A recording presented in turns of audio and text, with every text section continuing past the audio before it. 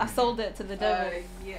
Huh? I sold my voice. Oh, okay, cool. To what? I sold my voice. Yeah, record What it. do you mean you sold it? You know, like Little Mermaid when she gave her voice away so she could get So you're likes. selling your voice now? Yeah, that's what I did. That's a bit mad. That's like selling your soul. Yeah, basically. Whoa. And you're winking. See, I'm rebuking this devil energy that you have. I'm not involved. You want to sell your soul, your voice. Can't even sell trainers, but you're selling your soul. Leave me alone, man. Can't even sell your yards. How long does it take you to drink a coffee, Are bro? you getting onto me today?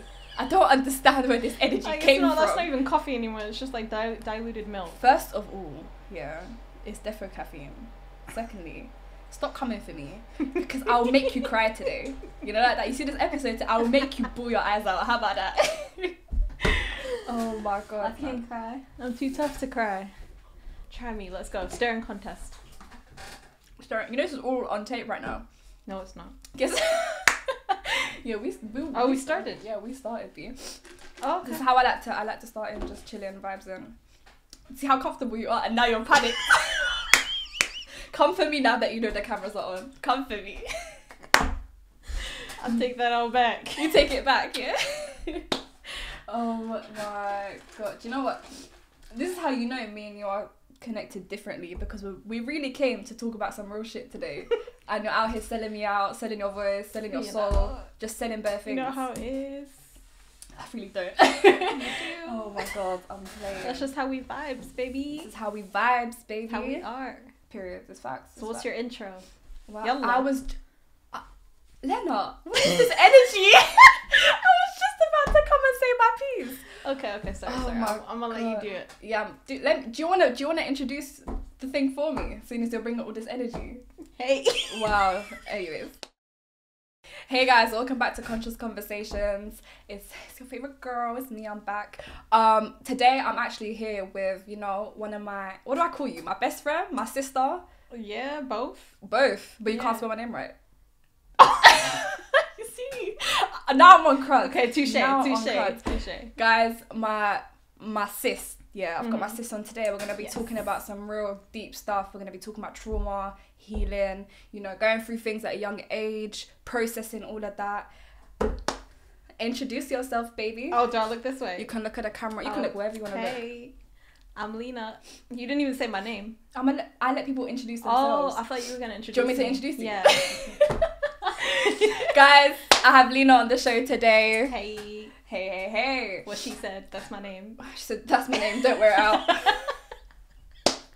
I'm tired of you. I'm actually so tired of you. Oh my god. Right, I know we've been having jokes today. Yeah, but we get serious now. We're getting serious now. We're getting down to the depth of things, yeah? Yeah. We are gonna be talking about some things that you went through in your life. I think, well, we're both grown in it, so we can understand and heal and go through that process and that trauma now. But when you look back on the things you went through at a certain age, like how old are you when you first went? My first experience of trauma must have been like 8 or 9 years old. So tell the people like where you're from, where you're raised, all of that sort of stuff. So because they're hearing the accent, but they're not understanding. Long story short, I was actually born in London. But my parents moved me around all around the UK. Moved to Libya, then back to the UK, then to the US, where I moved to Detroit, and then I lived in Libya for about 2 years, and then came back to London. So I came full circle. Right. But I mostly grew up in Detroit, hence the accent. Hence the accent. Yeah. But low-key, you're a London babe. Yeah. Like low-key. I just belong here. Fuck do you know America. What I mean? Even though, yeah, but for real, yeah. But for real though. Yeah, because that's why I don't want to live in the US. Yeah, forget that. You know what I'm saying? Oh my god, but yeah, because do you know what? I think me and you, it's funny because I've never clicked with anybody as much as I've clicked with you, and the more I get to know you, I think it's because we share the same pain. We both saw death at a young age. We both experienced mad stuff within family, all of that sort of stuff. Similar upbringings, poverty, all of that. Yeah. All of that lifestyle. And I think a lot of people, when they see certain things at a young age, or they're a part of certain things at a young age, or, especially when it comes to death, PTSD is real. Yeah, Do you get definitely. Like, and we don't anxiety even is know real. that it is PTSD until you're in therapy talking about it, and therapist telling you all of these things that you did afterwards were PTSD. Exactly. And even coming to that realization, you can't come to that unless you've healed. And I think the healing process itself is always going to be the most difficult part, which is why a lot of people are broken kids in adults' bodies. Do you get it? Because everyone's just very cushy living how they live. Like, everyone's good being traumatized because they know they can keep their trauma under wraps. It's their excuse for behaviors that kind of serve them in a way, especially when it comes to manipulation. A lot of things like gaslighting or toxic partners stems from childhood trauma and abuse, but people aren't going to want to change those things if they're benefiting from them. Do you know what I mean? If they're able to manipulate people and they get advantage, they're not going to want to heal because they don't realize it's a problem yet. Until obviously eventually it will become a problem, because everything always comes back full circle. Exactly. You're not going to be able to treat people bad and then live a good life. That's not how it works. Karma's real. Yeah, definitely. And I think people forget that. Like, what goes around will really come around to bite you in your ass. Like, it does. Gotta treat people nice. But I want to delve in a bit into your story. Like, you know, how was it when, so this is pre-Libya, right? How was it when you first experienced death in Detroit? Who was the person, stuff like that, if you don't mind? I must have been, I'm trying to remember the age. I was about 15 years old, and I was quite into drama club, so I was active in theatre and everything. Right. So we were in school on a Sunday setting up like the theatre, so we're like, we build the sets, we do it together. Yeah, set design. And we're kind of like we were like a little family, because we would see each other after school almost every day. And one of my friends, James, was there that day, and we all vibed. We had a good day. The day was ending. We're all about to head home, and a group of my friends want to go to the movies, or you guys call it cinema, right? The cinema. You know. The movies, sorry. I'm in with the lingo. But anyways. with your grown-ass self. I'm in with the lingo. But, so yeah, they wanted me to come with them. But at the time, obviously, it's a Sunday night. My parents were quite strict. I couldn't just, like, hang out with boys at the time. Yeah. And you were 15. Yeah, but I was just 15. It's, like, innocent. So they wanted me to come with them, and I just told them, sorry, guys, I won't be able to. It's school night. Maybe next time. Right. And so I remember saying goodbye to him, and he hugged me, and then he said bye to me twice. Which I always think, I replay back in my head sometimes, because I'm like, why did he say bye twice? So later on that day, instead of going to the movies, they actually went mudding. Right. Which in Detroit is when people take trucks and they drive in circles, donuts. Yeah. And they drive in circles. I guess the concept is just to get the truck as muddy as possible, or whoever's sitting in the truck as muddy as possible. Right. And he wasn't wearing a seatbelt, and the truck flipped 3 times, and he was like killed instantaneously on the scene. Right. I didn't find out about it until the next morning, when the principal came into my classroom and had announced that my friend's gone into accident and that James had died. So you even found out via school? Yeah. That's mad. Yeah. Just because at this time, this was before people are all over social media. Like, nowadays, you find out death through social media sometimes. Yeah. And you'll find out then and there. Yeah. Like, someone's passed away, you'll know 10 minutes later that they passed away. And I've had that experience where I've seen my friend's death while I was abroad on Facebook. Yeah, it's before mad. I even talked to anyone. But yeah, I found out through the principal who came around, and I was kind of in a state of shock because I'd never experienced loss before. Right. So I'm just thinking, no, I saw him. Yeah, I saw him just a few hours before he died. He's not dead. Right. Like, I genuinely said to the person, like, the principal, I was like, you're lying. Like, I didn't believe that was a true thing. Like, I was like, it must be a someone else. Mistaken identity. Yeah. Right. There was somebody else. Right.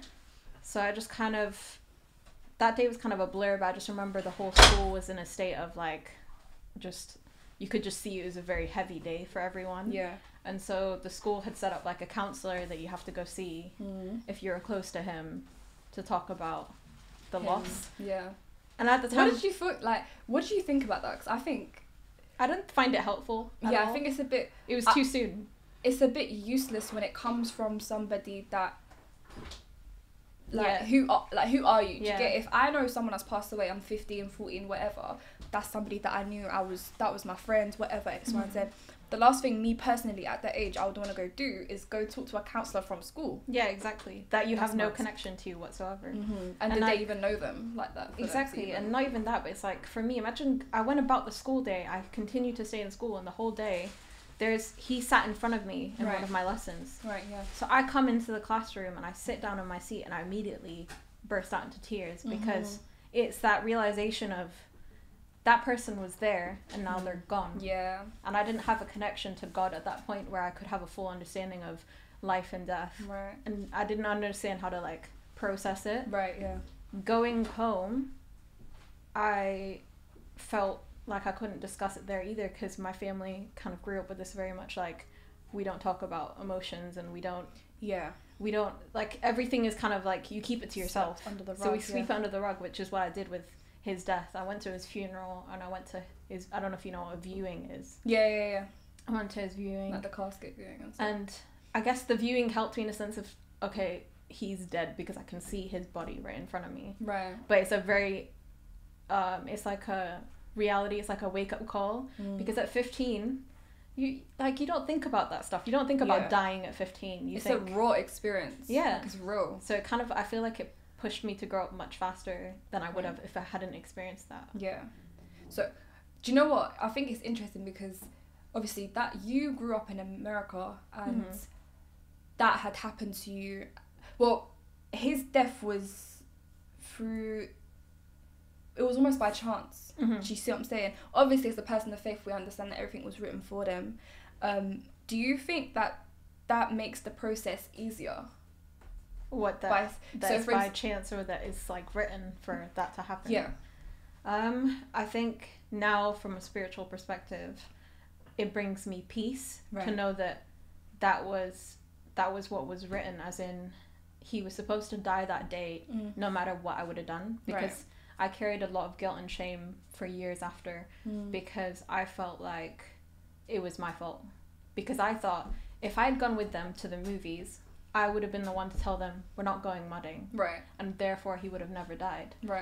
But having gone through therapy and having conversations with my friends and family, I've come to the realization that nothing I would have done would have changed the fact that he was going to die that day.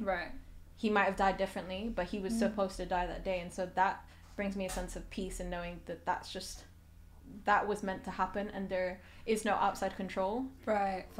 It can feel frustrating because you feel like, why was his life cut so short? But from a spiritual perspective, it's like his life was cut short, but he is then open to a whole nother realm. Like, he's not just gone and that's it. Do you know what I mean? Like, we're souls, we're not just here physically. Not just here, and I think when you have faith, you understand, you see it differently because you understand that this isn't a final destination. So there's the hope within life after death. So like, even though we understand that life isn't the same as we have in this realm, we understand that actually, like, this isn't the end.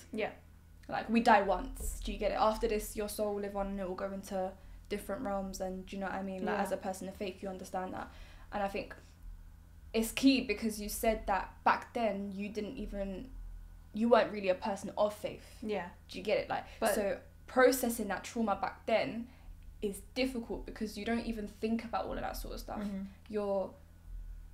It's almost an anger. Do you know what I mean? Like, I remember the first time I experienced death, I was 14, and my best friend was, you know, like ends, gangs, all this sort of stuff, and he was stabbed 12 times. Do you get it? And I remember being 14, hearing about this, thinking, that's mad. Like, but it wasn't new to me because I had seen it, but because it's somebody that I was super, super, super close to, I was like, nah, like, I almost feel surreal. Like, you feel it's like weird, you're gonna wake up the next day and they're gonna be there. Do you get it? And then I remember being on the phone to his mum, and they were rushing him to the hospital, and then 2 hours later he died in the hospital.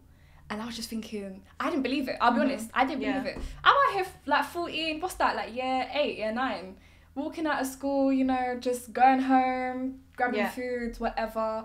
Even though I've just got off the phone with his mum, they're in the hospital, I still don't believe it until the funeral. And I remember sitting there, like obviously he was Christian as well, so I remember standing there thinking, that's mad.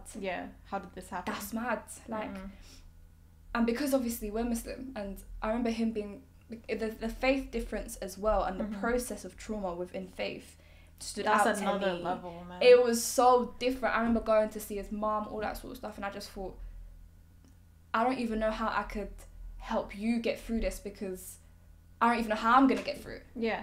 And it's mad because you're actually 14, 15. Yeah, trying to process adult feelings and emotions. Because most people actually don't experience grief till later on in their lives. Right. Which I didn't realize. I thought it was normal to lose a lot of friends when young. When you're young, yeah.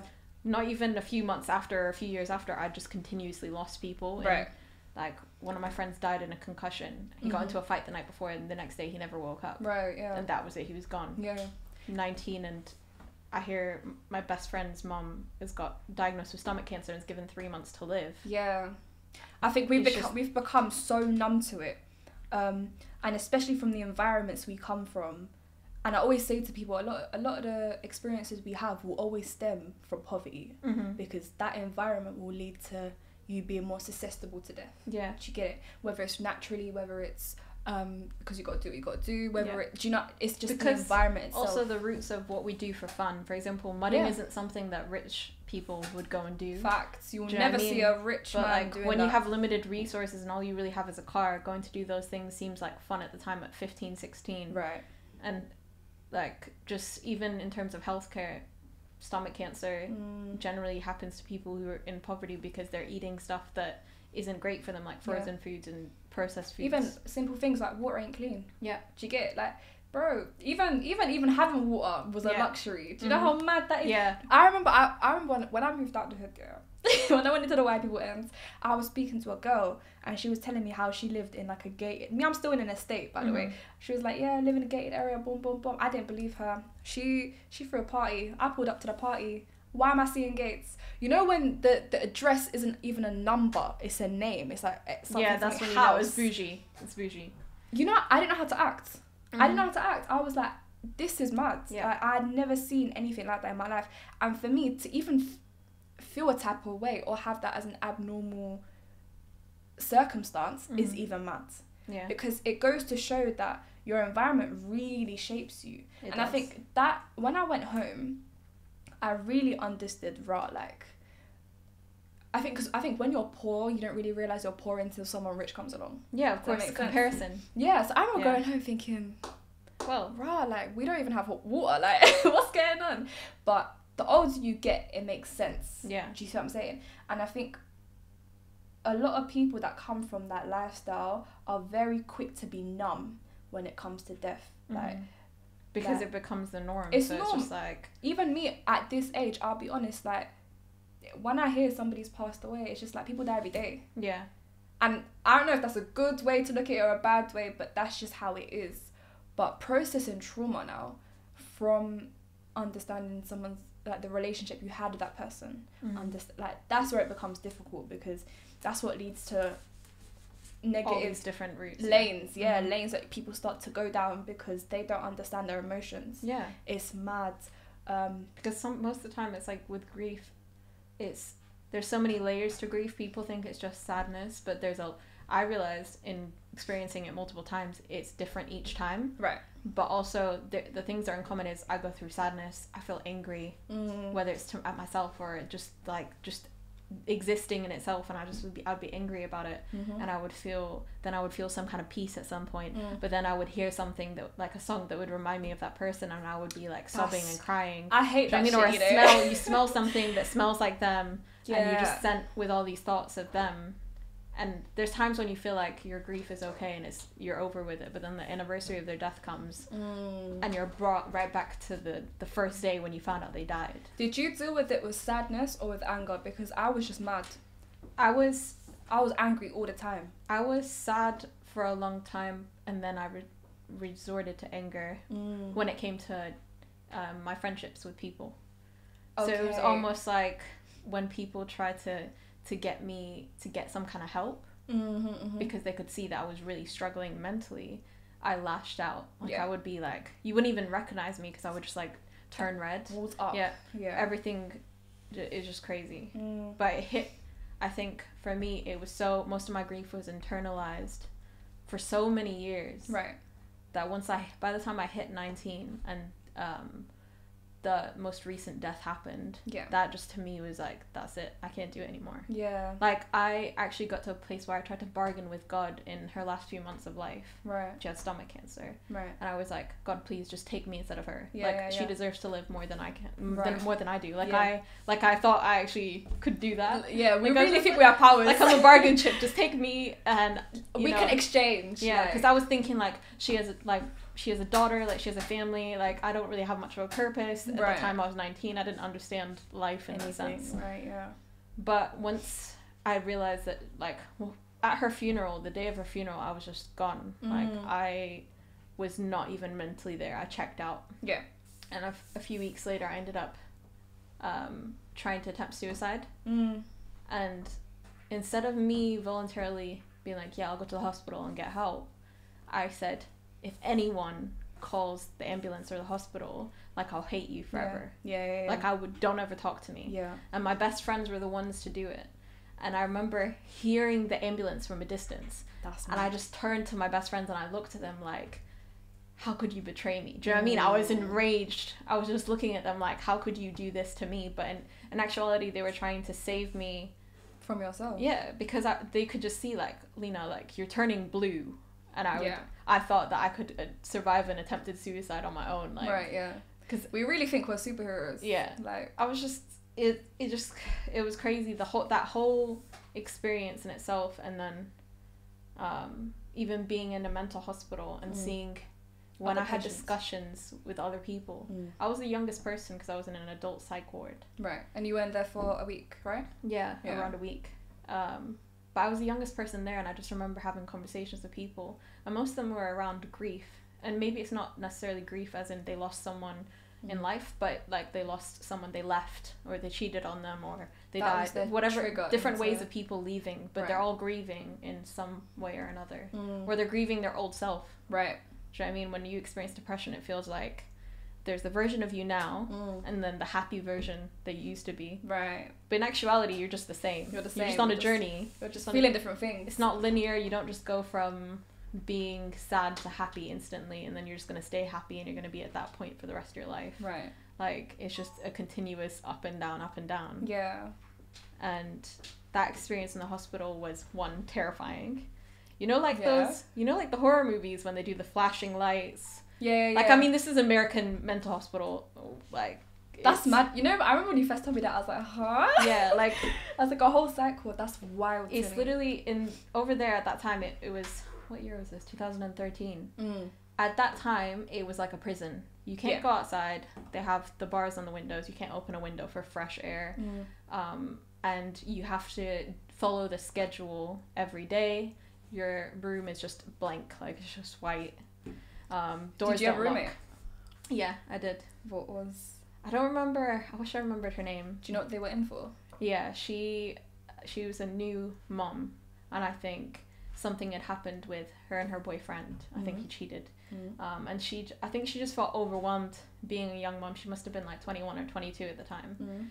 But I remember exactly when she came in, because it was like, it must have been 11 o'clock at night, and it was my first night in the hospital. Right. And I'm just laying there looking at these like blank white walls and thinking, how did I end up here? Yeah, what in the hell? How did I end up here? Like, wow. I was so baffled. And she came in, and I tried to sleep. I'm thinking, okay, let me try to sleep, and I'm tossing and turning.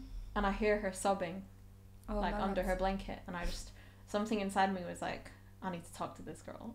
You see, you're brave. I'm in a mental hospital. You're a different type of brave. You're like, I'm brave in it, but I'm not tapped. I think you're tapped. So I got up and I sat on the edge of this girl's bed. That's and I just mad, put my hand on her, and it's like, I know I don't know you, but stop. If you, she's like, I know we don't know each other right now, like, but if you want to talk to me, I'm here. And it was weird because it's like she talked to me a little bit, but mostly it was like her just needing someone there, like me just sitting with her. In a weird way, I was distracting myself from my own problems in that time anyways.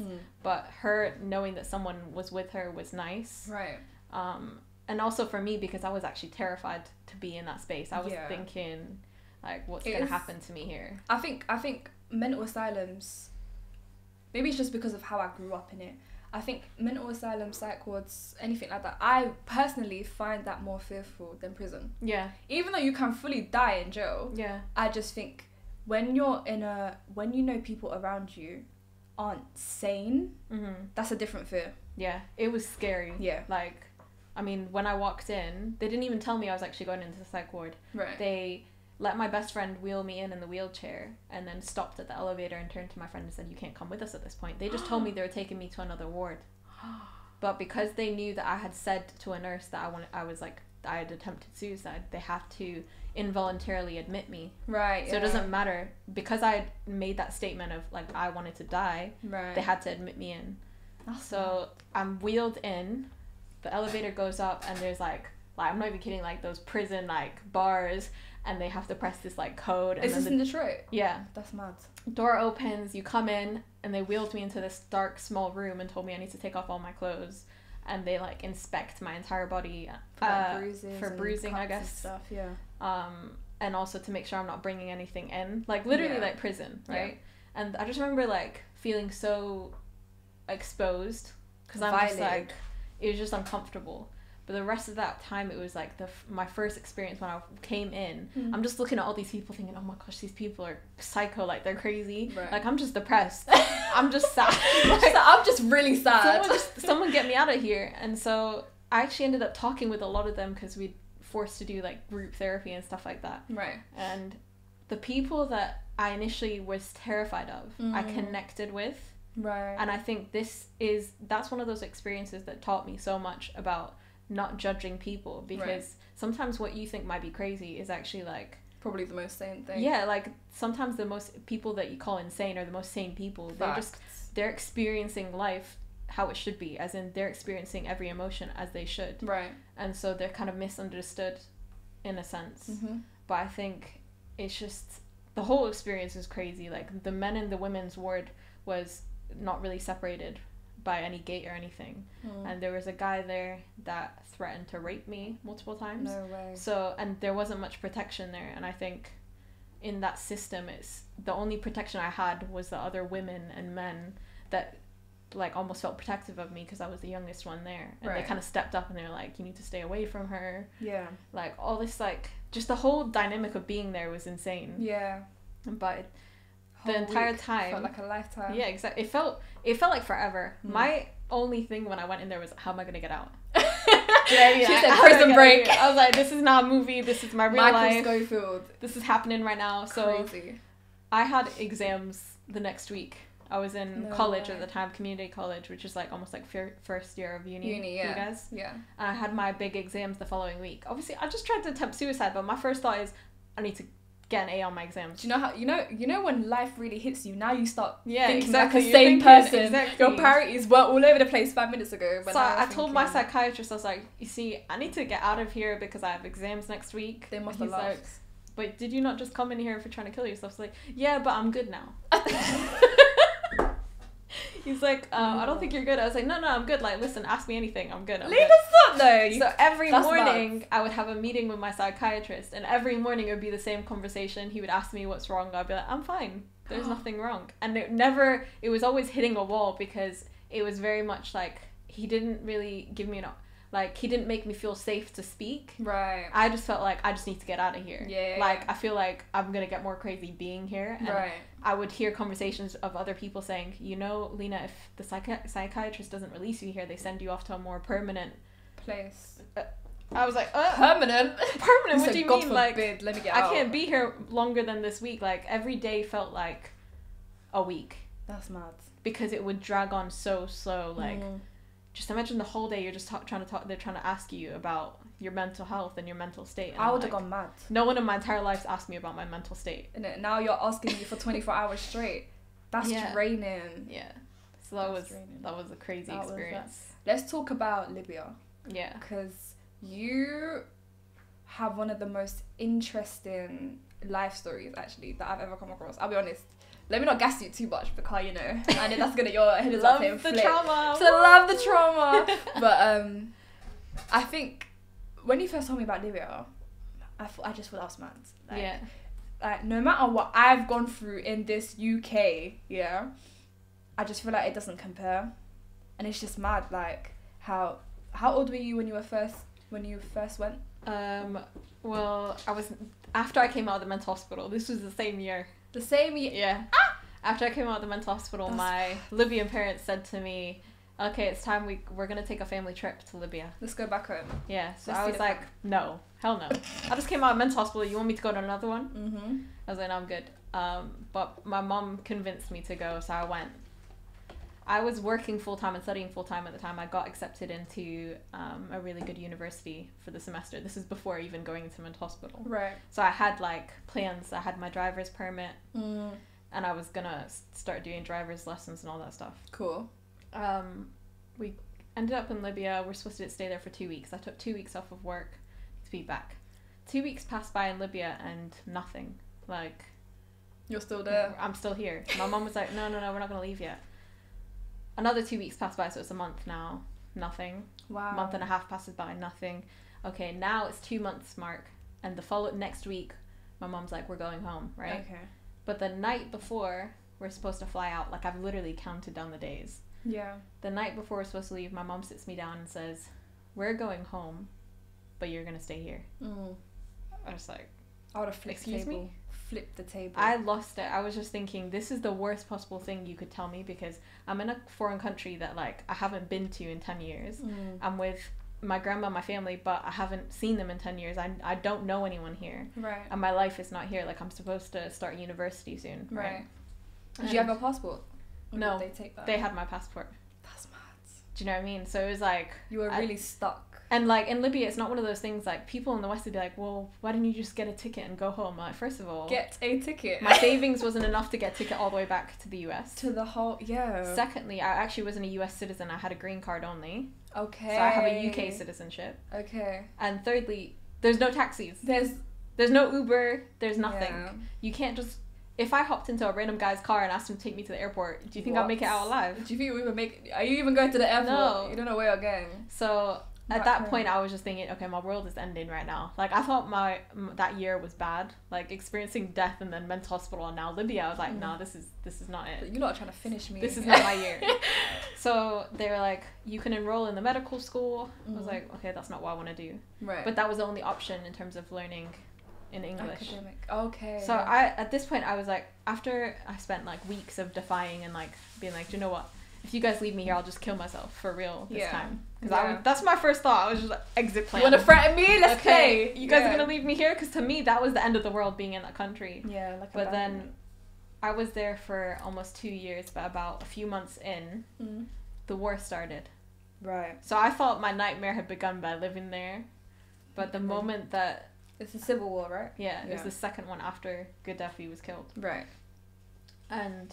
I just remember looking outside my window and you just see explosions, and the aftershock of the explosions, like you can feel the building shaking. Like I'm on the third floor and I could feel the building shaking, and it was terrifying because that was like my mortality was being put to the test now. I wanted to die, but did I really want to die? Because now I'm scared. Like I don't want to die like this though. Like, that's mad. And it was like death was every single day, and most of the time it was 16-year-old boys that were part of the army. The guy that was my neighbor downstairs that I saw every single morning that would always say good morning to me, he wasn't much older than me. He was a few years old. I think he was like 21. He was walking to the corner shop one day and a random missile hit him and he died instantly. My thing is, I still to this day remember laying in my bed and I just heard his mom's sobbing because she lived underneath us, directly underneath my grandma's apartment, and I could hear the sobbing just like coming up the building, the wall, like you could feel her pain, and it was just like I'm just thinking, wow, this is a lot, because I was living such a privileged life in the US, and I felt so ungrateful at that point, because I was thinking there's people out here who've been living this for their whole lives, like since they were born, that's all they've known. They've only really known war and turmoil and poverty, and I felt guilty at that point for having just lived my life so, like I almost felt like I was being negative. Obviously depression is chemical and stuff, but to an extent I had some kind of power of trying to make my life better, which I hadn't some sort done. of self-control. Yeah, that like you gave up on. to reach out and actually get help properly and make something of myself. Like if I didn't like the direction of my life. Right. So maybe like, even though your experience was very traumatizing, maybe you needed that. Yeah, I always tell people like, I would, if I was given a choice of that to be a part of my life or not, I would still choose for it to be a part of my life. Right. Because it gives me a better understanding of life and death in the sense of you only have now, your present moment, because no second, like literally in the next second you could die. Right. There is no guarantee of that. Do you know Facts. what I mean?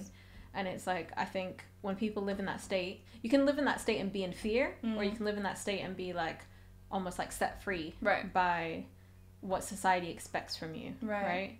You have, I think as an anxious person, I always felt anxious about everything. Like I was diagnosed with generalized anxiety disorder, and it felt like every little thing that I had to do felt overwhelming. Right.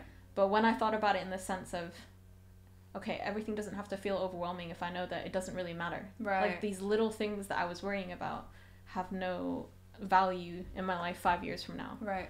Like what job I choose to have right now or what career I choose, it doesn't matter in the end. You know what I mean?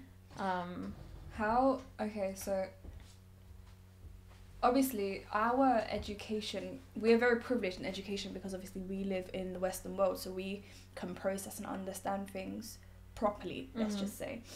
How did your family, who were born and raised in Libya, who were living through the civil war like their whole lives, how did they process the trauma? Because I remember you telling me a story about how you and your family used to stay up and just banging jokes, and that you're hearing bombs and shootings in the background, but that was almost their way of processing trauma, whether they understood it or not. Yeah, you become, when death is every single day to the point, you literally see, in Muslim culture, you have funeral tents outside in Libya, do you know what I mean? So you know how many people have literally died that day when you walk down the road. Right. And I think, especially my poor grandma had experienced so much grief within her family and friends. Like, she was going to a funeral every single day.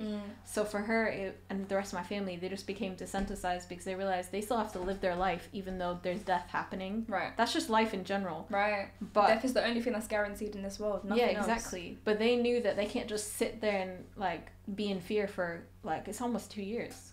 Like, they can't do that for 2 years. Yeah. They have to go do their jobs and, like, try to function. And I think my family used a sense of humor when it comes to that. So my grandma, like, there would be bombs outside, and to, like, kind of lighten the mood, because you can always feel that tenseness of when the bombs begin. Right. And it's like, to lighten the mood, she'd be like, kaboom. Do you know what I mean? And it's like, it's not funny if you think of it from, like, a serious perspective. Right. But to my grandma, it's like, do you know what? We need to lighten up a bit, because if we allow this to destroy our mental health, then we're not living. Like, those people that died are, like, they're considered martyrs for us. Do you know what I mean? And it's young people. And you know what? I think because we were born and raised, so to say, in the Western world, I think when we look back home, we look at culture, we look at this, we have an understanding of they're closed-minded. So they wouldn't know how to deal with this because I deal with it this way and I've been educated to deal with it this way. Yeah. But really and truly, little things like that, elements of humour that they would use to heal and help heal their families, goes against that whole ideology. Yeah. Because just because we don't understand their perspective or how they deal with their thing doesn't mean it's wrong. Yeah. Doesn't mean it's backwards. Doesn't mean it's anything. And It's just different because of the culture. And it works for them. Yeah. But I remember, like, even I had melatonin to help me sleep. I was on, like, 3 different anti-anxiety meds and antidepressants. Right. And I had melatonin, which is just a supplement to help me sleep. I really could not sleep, obviously, with the bombs and stuff. So one day my grandma came to me. She had just come from a funeral, and she just looked so sad, right? But she's like, I can't sleep. And I just looked at the melatonin. I was like, Grandma, do you want to try this? And she's like, sure.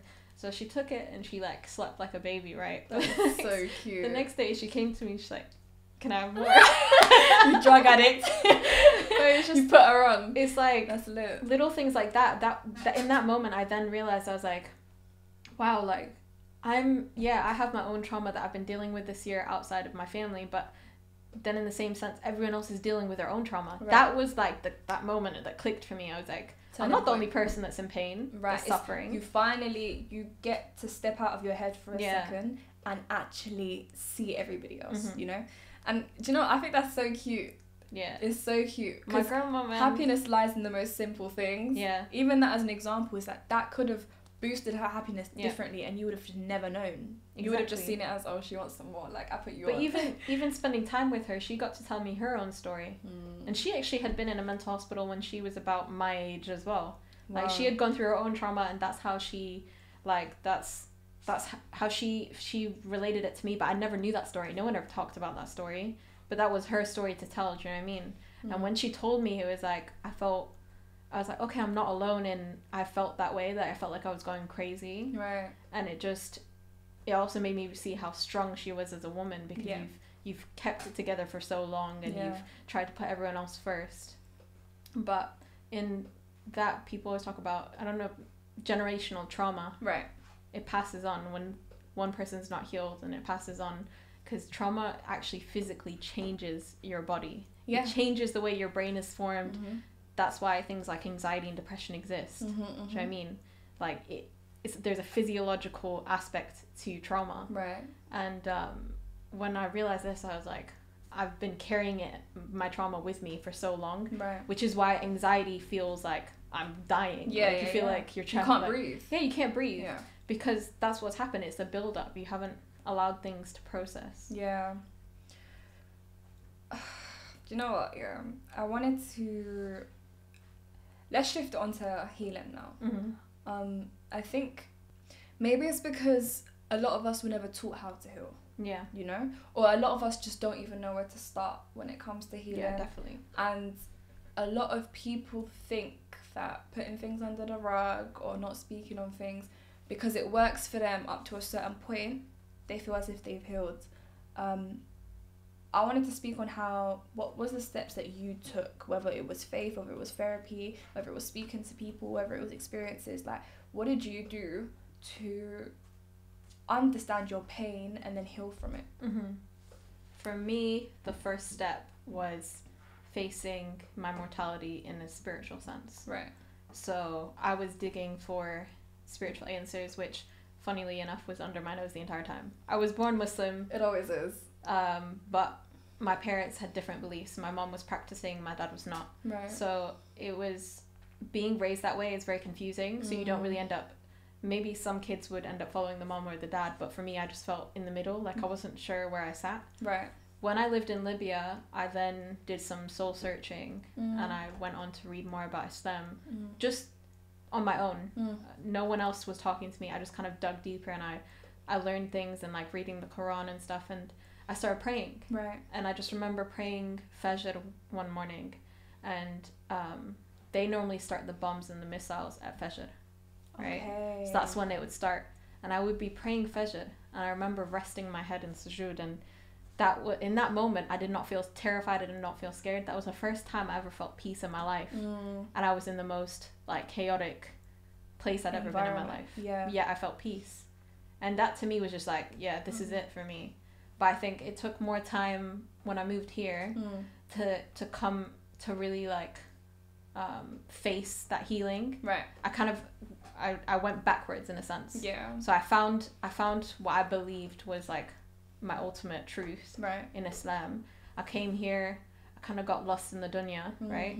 As everyone does, you know. Of course, yeah. I got lost in the dunya, and then I was faced, I mean, you were literally there with me, but I was faced with my mortality again when I looked myself in the mirror, and I said to you, I saw myself old, but that wasn't, like, I saw myself, when I looked in the mirror, I saw myself as, like, I was just very old. You saw like the older version of you. But not in an aged, not aged well.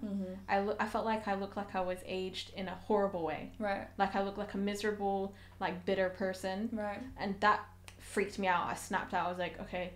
The next day, I was like, I'm putting hijab on. Right. I'm focused on my deen. I'm forgetting all this stuff. I was very much clinging to attachments of people. Yeah. Which actually stemmed from my grief, because I always had this fear of losing people to death. Yeah. And when I started detaching from people, spent more time alone, and spent more time focusing on my faith, that was the first step.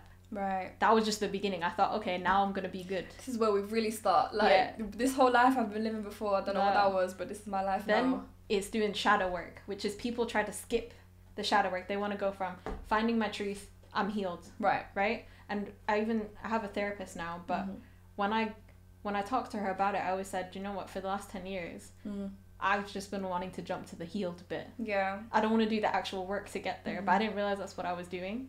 I think that's a very human attribute though. Yeah. I think all of us, even with me, even when, you know, when I'm training with Rafia, he always comes and says to me, he's like, if I give you the complex boxing, anything, any form of training that is related to what we do, he's like, the complex thing, you can do it like that. But simple stuff, he's like, you get confused, you can't do it, you get frustrated. But that simple stuff is what teaches you discipline and consistency. That's what actually builds the foundation of anything. You can't just build a house like this. Like you can't build a house. You can't put the roof of a house and not have any bricks underneath. Do you know what I mean? Like, that made no sense. That's what I was trying to do for 10 years. Sis. I had a roof, nothing else. We all lived that life. Trust me. Oh, it's like the things that our brain does to keep us surviving, to make us think that we're okay, is interesting. Right. Yeah. So the shadow work that I had to do, I've been doing it since the beginning of this year, end of December. Right. Yeah. Right. I've been in therapy and I've really sat with myself. Okay. And I feel like not many people even want to do that. Do you know what? I think you actually changed my opinion on therapy. Because I have always, maybe it's from the life that I came from or my upbringing or whatever, but I've always been raised to like, if we're going to deal with this, we're going to deal with it ourselves. Yeah, that's how my family Whether it was family matters, whether it was mental health, whether it was external, whether it was that like things that happens in the ends, like we would, maybe it was the fear of asking for help or a pride thing, or it's a shame thing also. Yeah, and I think with me it was always, my pride was too high for me to ever come and ask for help. Do you get like everything? I think you know me, like I'm still kind of like that. Like I don't like to tell people my business, and I don't like to seek help from others. Like I've always been. It's hard to ask for help though if your entire life you've been told not to ask for help. Do you get it? What I mean? Yeah, and I think when a lot of people go through them, try and master their own healing, they don't heal properly. Yeah, they don't. And I think when you told me you started, because you're doing what's the art psychotherapy, which is funny because I studied psychology, right? And psychotherapy is the one thing that I was like, nah, that's dead. I'm doing CBT on myself. Wow. And CBT is like cognitive behavioral therapy, because to me at the time studying it, I was like, that's what makes sense to me. You change your thoughts, you change your behavior, and you're good to go. No, ain't that simple. Art psychotherapy is a lot more I feel like you really get into it. It's therapeutic. Yeah. The process itself is deeper. And it's not every week we do some arts. Sometimes I do art and I show it to her and we'll talk about it, or sometimes I'll just talk for the entire hour. Yeah. And it's like she'll ask me questions and the rest of the week I'm thinking about that question. I'm thinking, well, wait a minute. Yeah. Wow. And it's really sunk in. And I think when you first rang me and told me like, look, Miriam, I'm doing therapy and it's going to be like this and that, that other, and then you came back and you told me how it went, I don't even know how to explain how I felt. Like, I don't know if I was proud, I was happy, but I felt like that there was a weight lifted off of you. Yeah. And I mean, you know when you put on your scarf how happy I was. Yeah. Like, I was. But that was just like, to me, I didn't even think about that. Yeah. That was just like, first step. You were like, boom, let me just go do that. But maybe it's because that was just a physical action, and me knowing this is a mental battle now that you've been facing for 10 or more years. Yeah. Like, I genuinely, I know you're older than me, but I felt like a proud mum. I felt like my baby's going out into this world and doing her thing. You know what? That was the one thing that I'd been avoiding. I'd been telling people from like 2 years ago, I'm gonna go get therapy, but I didn't do it. Yeah. Did I make any action towards it? No. Right. I said, yeah, I'm gonna go get therapy. Looked at therapists, like, nah. Yeah. Didn't do it. I actually was on the waiting list for this therapist for months. Right. And then even when she emailed me back, I was hesitant. I was like, do you know what? Maybe I should just ghost her. Maybe I should just sleep it off. Yeah, like. Order some Nando's. Like, ghost man, ghost therapist, just, avoid it, eat my problems, that's fine. But no, something inside me was like, Lena, if it makes you feel uncomfortable, you gotta do it. Yeah. You gotta do it. Yeah. So I did it, and I was just like, even during the sessions, sometimes like my voice is shaking when I'm speaking to her, because it's so vulnerable. Like, you don't even have these conversations with your friends or family sometimes. Right. And I think it's very interesting how how we are as humans, because a lot of people hate change, but change is where growth lies. Yeah, do you get it? So in order for you to grow, you need to change something, whether it's the way you think, whether it's the way you do things, whether it's speaking about your issues when you never did. Like, there's always, like, you don't lose when you change, because you will always gain growth. Whether it goes left or not is a different situation, but you will always gain growth, you'll always gain knowledge. And it's like, one thing I like to say is always self-invest in yourself, because you'll never lose. Regardless, self-investing I think is so important, because if you can understand how your psychology is, your conscious, your subconscious, the way you process things, your capacity to understand your trauma, somebody else's, whatever, you will navigate through life more peacefully. Because things will always come. And then you also don't bring your trauma into other people.